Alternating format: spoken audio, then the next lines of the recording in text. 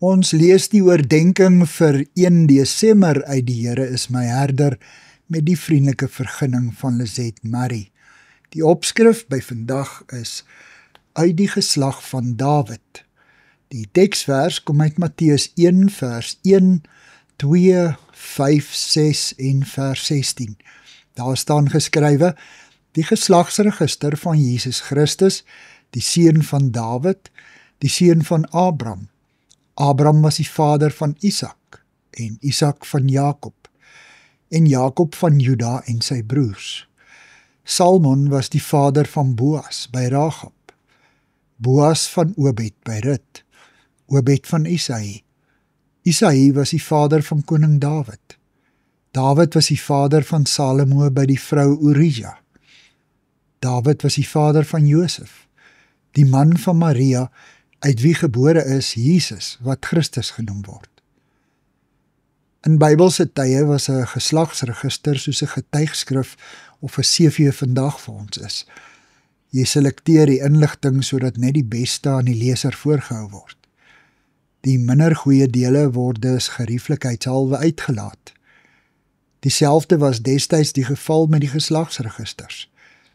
Die familie se eer was op die spel en net die goeie en eerbare is voorgehou. In Jesus se geslagsregister word niemand uitgelaat nie. Die prostituut Rahab, wat die spioene uit Jerigo help ontsnap het, sy is ingesluit. So ook Rut uit die heidenland Moab en Tamar, wat haar skoonpa verlei het. Sentraal in die geslagsregister is die naam van Dawid, wat Urija se vrou vir hom neem. Uit haar word Salomo gebore. Die bose koning Manasse se naam is ook ingesluit. Jesus se geslagsregister is alles behalwe iets om op trots te wees.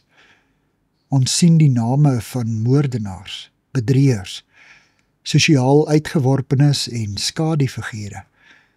En tog sluit God hulle almal in. Daarmee bevestig hy dat sy seun uit sondige, gewone mense soos ons gebore is. God se seun, gebore in 'n stal in Bethlehem, word die middelpunt van die geskiedenis en koning en verlosser vir almal.